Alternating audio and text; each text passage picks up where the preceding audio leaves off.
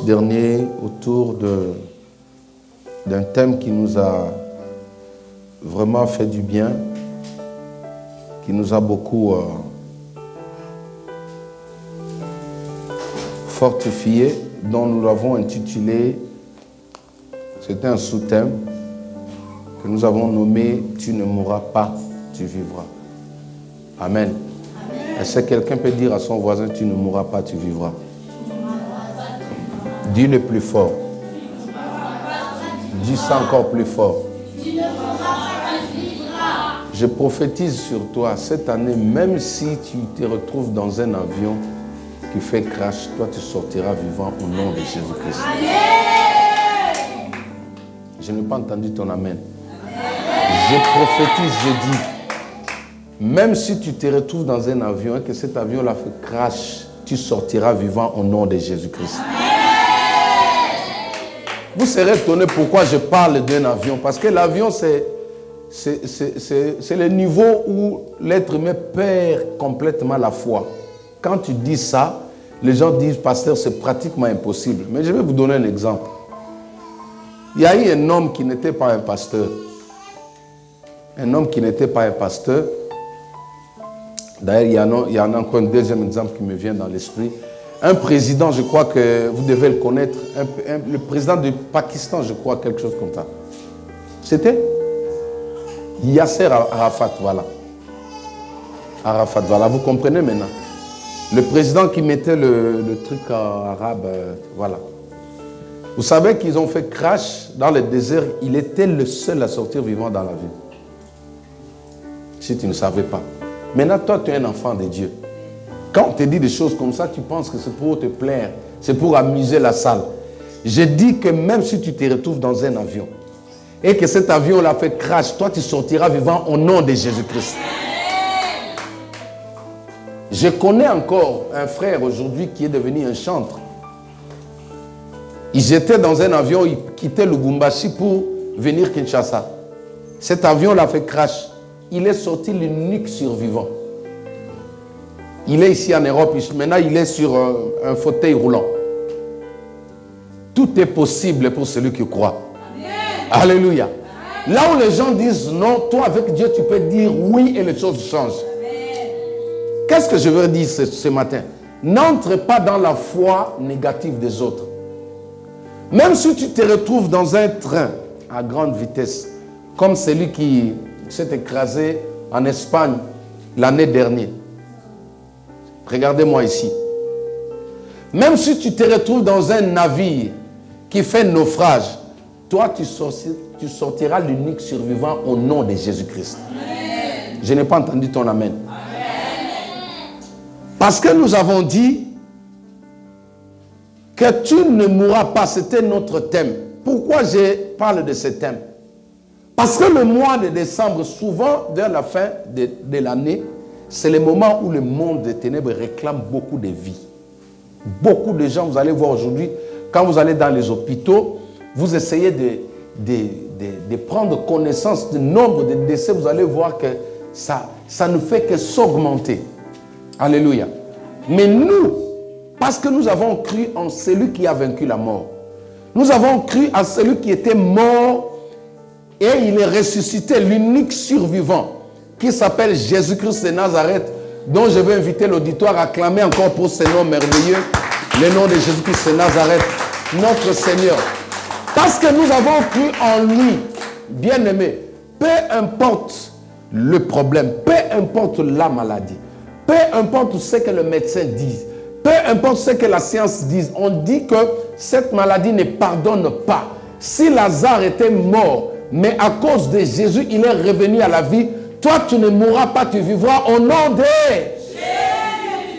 J'aimerais dire à une personne qui souffre en ces instants sur le lit de l'hôpital, j'aimerais dire à quelqu'un qui croit être abandonné de tous, que tu ne mourras pas, tu vivras au nom de Jésus.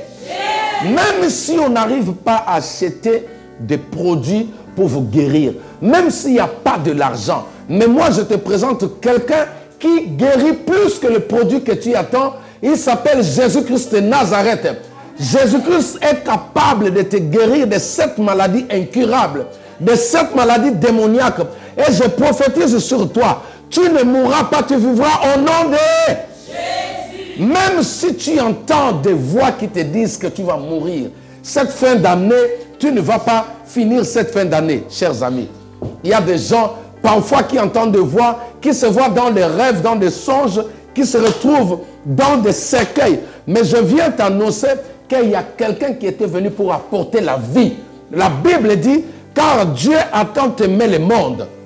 Jean 3, verset 16. Car Dieu a tant aimé le monde qu'il a donné son Fils unique, afin que quiconque croit en lui ne périsse point, mais qu'ils aient la vie. Chers amis, Jésus-Christ est venu pour donner la vie là où le diable avait sémé la mort.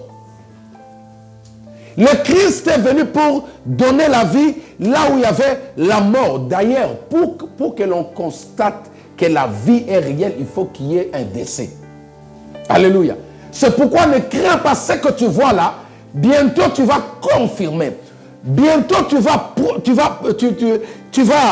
bientôt tu vas, comment on dit, tu vas proclamer. Bientôt tu vas témoigner que réellement Jésus-Christ est bel et bien vivant dans ta vie. Alléluia. Est-ce qu'on peut acclamer pour lui? Et nous avons dit aussi rapidement, quand nous voyons cette histoire dans le livre d'Ésaïe, chapitre 37, même dans Ézéchiel aussi c'est marqué, où nous avons vu le roi Ézéchias. Ézéchias qui a dit non à la volonté de Dieu. Ézéchias a dit non à la parole de Dieu. Ézéchias a dit non à la prophétie, alors que la Bible dit c'est une promesse, une prophétie qui a un temps fixé. Attends-la. Pourquoi? Parce qu'elle finira par s'accomplir. Mais regardez dans ce texte, Dieu, c'est Dieu qui prononce la mort sur un homme comme toi et moi. C'est Dieu qui dit que Ézéchias va mourir. Ce n'était pas le sorcier comme on a dit, ce n'était pas le vaudou, ce n'était pas un marabout. Dieu c'est qui? C'est la force qui est au-dessus de toutes les forces. Dieu c'est qui? C'est le créateur de toutes choses. Quand Dieu parle, personne ne peut dire non. Quand Dieu parle, il n'y a pas d'opposition. D'ailleurs, devant Dieu, il n'y a pas d'opposant. C'est pourquoi on l'appelle souverain. Un souverain, là où un souverain règne, l'opposition ne peut pas exister. Est-ce que quelqu'un m'entend? Quand nous appelons Jésus-Christ le roi, le souverain, cela veut dire devant lui, quand il prend la tunique du souverain, l'opposition ne peut pas exister. Raison pour laquelle quand Dieu a changé d'avis sur son fils Ézéchias, il a dit au prophète Ésaïe, va lui dire qu'il ne mourra pas. Je lui ai rajouté 15 ans de plus. Aucun ange n'a pu dire à Dieu, Seigneur, pourquoi tu changes ta parole? Alléluia. Parce que dans un royaume, il n'y a pas d'opposition. Quand c'est le roi qui domine, personne ne peut s'interposer à lui. Alors que nous avons dit qu'un enfant de Dieu a le pouvoir, un enfant de Dieu qui se reconnaît, a le pouvoir de changer les décisions prises par le monde des ténèbres. Si toi, tu comprends aujourd'hui que tu es fils, tu es fille de Dieu, si tu peux influencer ton père, alléluia, alléluia. Vous entendrez certains hommes de Dieu dire que non, quand Dieu décide, il décide, oui c'est vrai, je n'en disconviens pas, mais dans quelles circonstances? Dans quelle saison, à quel moment? Il y a des moments où quand un enfant de Dieu comprend sa place, suivez moi-même ceux qui sont à la télé, quand un enfant de Dieu comprend qui il est, alléluia, regardez un peu ce qui se passe. Dieu quitte son trône, il quitte son confort, descendre sur la terre pour sauver l'être humain. Le Christ n'est pas descendu pour sauver l'or. Le Christ n'est pas venu pour sauver les voitures. Si ça ne dépendait que des animaux, le Seigneur Jésus resterait sur son trône. Mais à cause de vous et moi, il s'est dépouillé. Ésaïe chapitre 53. Il a tout abandonné parce que tu vaux plus que de l'or pour lui. Est-ce que quelqu'un m'entend? Il a quitté son trône. Il est descendu sur la terre. Nous avons dit que l'œuvre de la croix, ce n'était pas de l'amusement. L'argent, c'est bien. L'homme, c'est bien. Mais quand tu prends l'homme, suivez-moi ici, l'être humain et l'argent n'occupent pas la même place devant notre Dieu.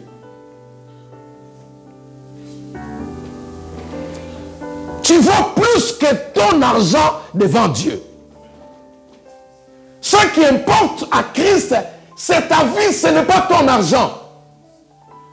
Alléluia. Amen. Raison pour laquelle j'ai reçu des personnes qui sont venues me voir, qui étaient vraiment malades, mais avec de l'argent. Ils m'ont dit, pasteur, prends l'argent, prie pour moi. J'ai regardé sa situation, j'ai dit non, je ne prends pas ton argent. Tout ce que je veux, que tu donnes ta vie à Christ. J'ai prié pour des grands hommes qui ont beaucoup d'argent. Aujourd'hui, j'ai compris l'école que Dieu m'a fait passer. Si c'était certains autres, ils seront aujourd'hui en Jeep. Parce que tout était là. La personne, je dis bien qu'il a beaucoup d'argent. Un blanc. Après avoir prié pour lui et qu'il a vu la main de Dieu, il prend son chéquier, il dépose sur la table. Ma femme était présente, mes 3 filles étaient là. Heureusement que dans des endroits comme ça, je ne peux pas encore amener des gens. Parce que je comprends aujourd'hui le cœur de l'homme. Ce blanc a pleuré, dit pasteur, c'est pas possible. Même ton carburant, je dis non. Ce que Dieu veut, c'est ton cœur. Si tu me donnes un chèque en échange de la guérison, tu ne comprendras pas ce que le Seigneur a fait dans ton cœur. C'est pourquoi les gens comme nous là, alléluia, tu ne peux pas me fermer la porte. Parce que mon cœur, Dieu le connaît. Nous ne servons pas Dieu à cause de l'argent. Et je ne l'ai jamais fait.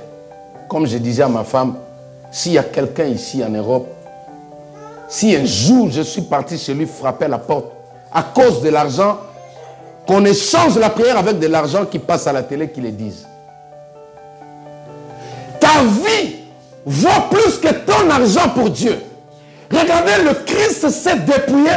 Il est venu sur la terre. Alléluia. Il est venu pour sauver un être humain. Raison pour laquelle, si tu comprends ta valeur pour Dieu, tu ne vas pas pleurer à cause de ce que tu vois. À cause de ce que les gens en disent.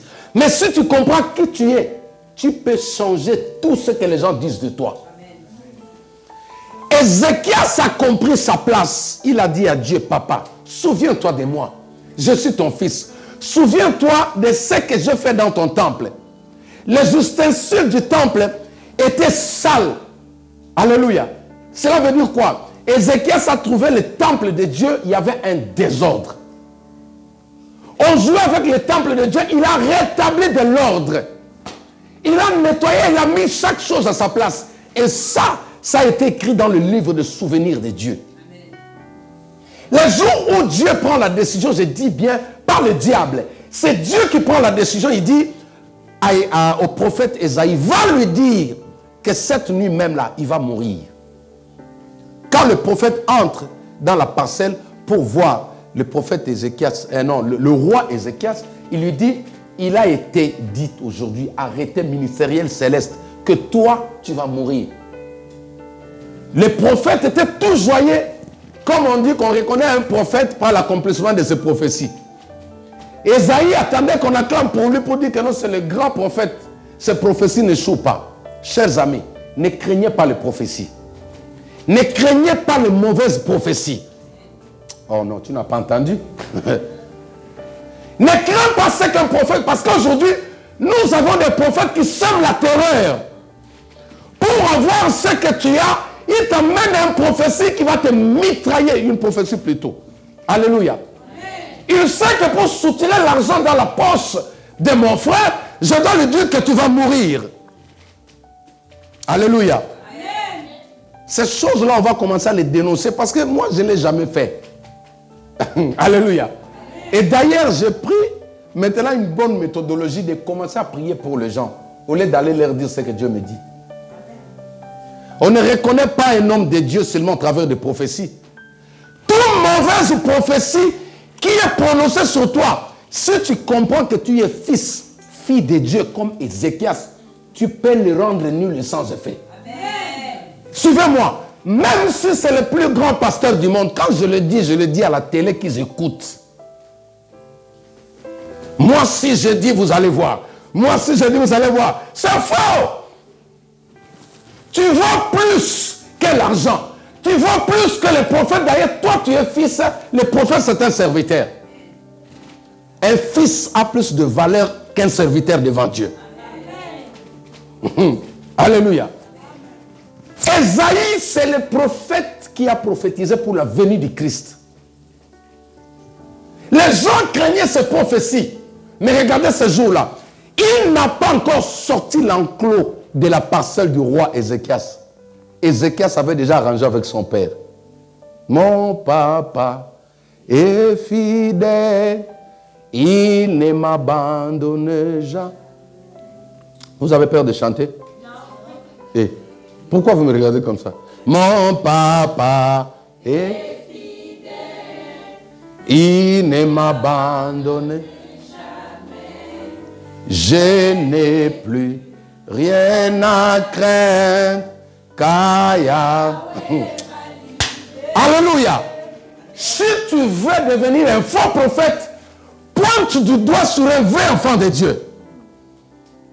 Si tu veux devenir un faux prophète, ose toucher une vraie fille de Dieu. Les vrais enfants de Dieu, même quand un sorcier se lève la nuit, ils mettent tout en place, ils parlent. Ils n'ont pas craint de ça. Ils n'ont pas peur de ça. Pourquoi? Parce qu'ils peuvent changer la vie du Créateur. Amen. Alléluia. Amen. Donc c'est Dieu qui a pris la décision. Tous les anges étaient d'accord. L'armée céleste était d'accord parce que c'était le roi qui avait dit ça. 2 secondes après, Dieu dit au prophète, rentre, va contredire ce que tu as dit à mon fils Ézéchias. Rentre vite maintenant là, va contredire. Esaïe lui dit, Dieu, ma réputation, lui dit, hey, ta réputation et moi, qui est plus grand? Alléluia. Est-ce qu'on peut acclamer le Seigneur? Waouh. Alléluia. Esaïe dit à Dieu, il dit, papa, ma réputation. Il y a des réputations que Dieu garde. Alléluia. Je dis à quelqu'un, il m'a dit, papa, ta réputation. Je dis, non, ne vous en faites pas. Il y a des réputations qui sont entre les mains de Dieu. Nous autres là, on n'a jamais fait des efforts pour être ce que nous sommes. On n'a jamais fait des efforts pour que les gens disent que non, il est ça, il est ça. C'est Dieu qui veille. Ça veut dire que peu importe, même si les médias crient, même, alléluia, même si YouTube, même si Jésus-Christ TV parle, vous voyez ma photo, ne pleurez pas. Moi, ma réputation, elle est entre les mains d'eux. Oh, aucune personne, ni un membre de ma famille, aucun ami, je vous dis aujourd'hui, n'a fait un effort pour que nous soyons là où nous sommes aujourd'hui, pour que les gens parlent mieux de nous. C'est Dieu qui témoigne pour certains serviteurs. Et quand Dieu témoigne, ça dépasse ce que la télé dit de toi. Esaïe dit à Dieu, papa, ma réputation, Seigneur. Les gens vont fuir l'église à cause de ma réputation. Dieu lui dit, va contredire ce que j'ai dit. Dis à mon fils, il ne mourra pas. Dis à ma fille, elle ne mourra pas. Alléluia. Voilà ce que tu vaux pour Dieu. Dieu peut changer toute une équation à cause de toi. Toute une équation mathématique change pour l'amour de Sion. Il dit, je ne prendrai point de repos, je ne mettrai point. Dieu était dans le silence. Mais à cause de l'amour qu'il a pour toi, il dit non, je dois parler. Je dois parler. Il faut que je montre aux gens que celle-là, c'est ma fille. Celui-là, c'est mon fils. Je déclare sur toi, Dieu va parler. Dieu va parler. Dieu va parler pour prouver que tu es son fils, tu es sa fille. Amen. Alléluia. Amen. Ne croyez pas aux mauvaises prophéties. Ne mettez pas foi aux mauvaises prophéties qui ont pour but de vous soutirer ce que vous avez. Moi, si j'ai besoin d'argent, je vous dirai comme je dis à mes enfants, j'ai besoin d'argent. Donnez-moi l'argent pour acheter ma chemise. Donnez-moi l'argent comme... Je t'ai déjà demandé l'argent du carburant, n'est-ce pas? Est-ce que je t'avais donné une prophétie pour ça? Oh, ma fille, attention, je vois comme si le train passait devant toi là. Alléluia. J'ai vu comme un oiseau rouge noir qui est passé sur ta tête. Il faut que tu sèmes. C'est faux. Regardez ici. Alléluia. nom de Dieu occupe une place, vous avez de la valeur plus que l'argent. Vous avez de la valeur devant Dieu. Jésus-Christ n'est pas venu guérir l'argent sur la terre. C'était notre message du dimanche dernier. Raison pour laquelle certaines personnes dans la Bible, comme Joseph pouvait dire, les gens ont planifié des obstacles. Ils ont mis la mort devant moi, mais Dieu l'a changé en bien. Je déclare sur toi, tout le mal que les gens prononcent sur toi, que cela soit changé en bien au nom de Jésus-Christ. Ah, là, vous ne comprenez toujours pas. Amen. Alléluia. Amen. Je sais qu'il y a des gens qui parlent mal de toi. Je sais que quand tu dors, il y a des gens qui méditent le mal sur toi. Mais laisse-moi te dire, dans ma Bible ici, dans Genèse chapitre 50, la Bible dit, ils ont projeté le mal contre moi. Que le chèque que le diable prononce sur toi devienne une réussite au nom de Jésus-Christ. Alléluia. Amen. Si le diable planifie le divorce, que ce divorce-là devienne ton mariage au nom de Jésus. Oh.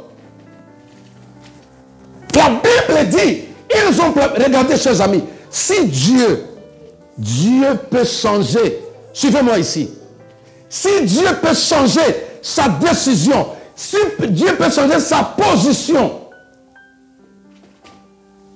à cause de son fils Ézéchias, pourquoi tu as peur quand on vient te dire qu'on t'a vu dans un cercueil? Pourquoi tu as peur quand on te dit que non, ils étaient devenus nombreux? Il y a des fois comme ça, le Seigneur me montre comment ma maison est entourée. Alléluia. Des sorciers la nuit, oui. Dieu me montre, mais je me réveille comme ça, je regarde, je dis, Seigneur, je vais dormir. Alléluia. On en a assez de ce soir-là. Chaque nuit, se lever, faille. Je dis non. Aujourd'hui, je dors. Pardon, laissez-moi tranquille. Un homme de Dieu, du nom d'Aïdi Nabala, il a fait une croisade à Kinshasa.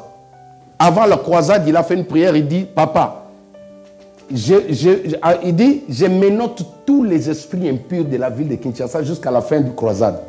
Aucun démon ne va bouger ici à Kinshasa. Écoutez la dimension. Il les a menottés. Alléluia. La Bible dit, nous ramenons tous, toute pensée, tout captif à l'obéissance dit. Il a fini de faire le croisade, il a prié, les gens étaient guéris, les paralytiques ont marché. Il est rentré chez lui, il est parti dormir. Alléluia. Il était tellement fatigué, il dort sur son lit, il entend sur le toit de la maison. La porte qui bouge. Qu'est-ce qui ne va pas? Il dit maintenant, Saint-Esprit dit, ouvre-moi les yeux que je vois ce qui se passe. Le Saint-Esprit lui ouvre les yeux, il voit un tas, tous les démons de la ville de Kinshasa étaient là. Autour de lui, sur le toit, sur les murs, tout ça, ils étaient là, menottés comme ça. Maintenant, il leur pose la question, il dit, que voulez-vous? Le chef du film, parce qu'il y en a toujours un qui parle, il dit, non, mais tu avais dit que tu nous attaches, tu vas nous détacher après la croisade. Maintenant, tu nous as laissés comme ça, c'est pourquoi on est venu que tu nous détaches. Ils ne sont pas acclamés les seigneurs. Est-ce que tu vois ce que tu es? Est-ce que tu sais ce que tu vois, maman? Il y a des fois plus, les gens te combattent, c'est pour que tu comprennes ce que tu es et ce que tu as. Moi, j'ai dit à Dieu, ok, moi je vais dormir. J'ai chassé hier, avant que j'ai chassé. Oh non, aujourd'hui je me repose, pardon, je dois me reposer. J'ai dit seulement, bon, que les anges qui m'accompagnent, moi, que les archanges qui me protègent s'occupent de vous là. Ils les ont... Alléluia. Parce que les anges attendent que les ordres. Ils sont là dans la salle. Si je donne un ordre, je dis commencez à tailler en pièces. Vous allez voir comment les gens vont sauter ici. Les anges, ce sont des esprits à notre service. Quand je parle là, ils attendent que je dise quelque chose sur toi. Un enfant de Dieu. Le jour où tu comprends ce que tu es, les mauvaises prophéties ne sont pas des choses dont tu dois accrocher ta foi. Parce que c'est le pasteur qui a jeûné 150 jours qui a prophétisé. Non. Ils peuvent dire ça, mais Dieu attend ta réaction. Comment tu réagis après avoir entendu une prophétie négative? y a des gens qui pleurent là. Pasteur m'avait dit, non. Pasteur a dit, c'est vrai. Mais quelle est ta réaction après une prophétie négative? On va te soutirer de l'argent. Il faut avoir des pasteurs comme nous. Nous savons sortir le matin à 4 heures pour aller creuser. Alléluia. C'est pourquoi je n'ai pas peur d'enseigner comme ça, parce que je n'ai pas besoin de ton argent. Amène ton argent, mets dans l'église, soutiens l'œuvre du Seigneur, ça va t'amener plus loin. Alléluia. Ce que Dieu me donne me suffit pour nourrir ma maison et mes enfants. Ma femme est toujours belle avec ce petit salaire-là. Elles ne sont pas acclamées le Seigneur. Alléluia. Nous ne faisons pas des offrandes. Parce que je me connais. Je ne vis pas des offrandes. Celui qui comprend qui il est, il peut changer toute mauvaise parole. Même si c'est la personne qui t'a mis au monde. Suivez-moi. Même si c'est la personne qui t'a mis au monde. Un jour, il se retrouve envoûté. Il se lève, il dit, parce que c'est moi ton père. Je dis ça. Toi, tu lui dis, papa, moi, j'ai déjà changé de camp. La Bible dit à tous ceux qui l'ont reçu, il leur a donné le pouvoir de devenir enfants de Dieu. Lesquels sont nés, non de la chair, mais de l'esprit. Si tu confesses de ta bouche le Seigneur Jésus-Christ, et si tu crois de tout ton cœur que Dieu l'a ramené de la mort à la vie, tu seras sauvé. Cela veut dire quoi? La décision prise par ton grand-père. Parce qu'il y a des gens qui tuent les enfants par haine, par jalousie. Il voit ce que son enfant, sa fille sera demain, il commence à l'attaquer. Mais si toi, parce que le salut est individuel, tu comprends qu'est-ce que tu vaux pour Dieu, les paroles qu'il a libérées sur toi, là, tu peux les neutraliser. Amen. Tu n'as pas compris? C'est pourquoi vous entendez certaines personnes dire que non, les chrétiens sont têtus. Non, on a seulement compris le droit. Ce n'est pas le fait de m'accoucher, de me porter 9 mois qui te donne le droit d'éteindre ma vie. Non. Le jour où j'adhère dans la famille des enfants de Dieu, mon identité change. Amen. Si tu me cherches la nuit, tu me verras dans le camp où les enfants de Dieu se retrouvent. Amen. Ils ne sont pas acclamés le Seigneur. Ce message est en ligne. Vous pourriez reprendre cela rapidement. Je vais introduire un message sur la tempête. Nous allons parler, écrivez le thème d'aujourd'hui, la tempête de gloire. Tempête de gloire. Tempête de gloire. Tempête de gloire. Écrivez rapidement. Waouh. Alléluia. Quand le Saint-Esprit me fait comprendre ça, je me dis, bon, ça ne sert à rien de trembler. Quand quelqu'un vient te menacer avec des fausses prophéties, dis-lui, d'accord, monsieur, je vais voir ça avec papa. Alléluia. Hey, suivez-moi. Si un prophète vient te donner une mauvaise prophétie, dis-lui, merci d'avoir posté le message, mais je vais voir ça avec papa. Oh, est-ce que vous avez compris? Dis aux prophètes qui sont contents de voir la mort des autres, dis-lui, je vais voir ça avec papa. Pourquoi tu dis ça? Tu dis parce que je suis